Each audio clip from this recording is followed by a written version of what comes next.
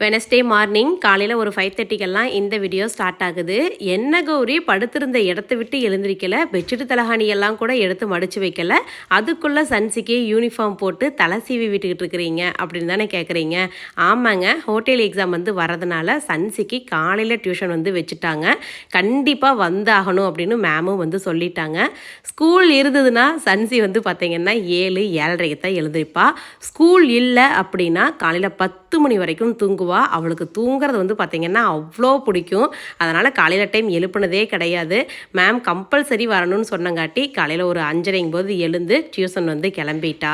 சன்சி 5:30க்கெல்லாம் எழுந்து டியூஷன் போகிறது எனக்கே கொஞ்சம் ஆச்சரியமாக தான் இருந்தது. அம்மாவும் அப்பாவும் வந்திருந்தாங்க. ஒரு ஃபங்க்ஷன் கிளம்பணும்னு அவங்களும் நேரமாக கிளம்பிட்டாங்க.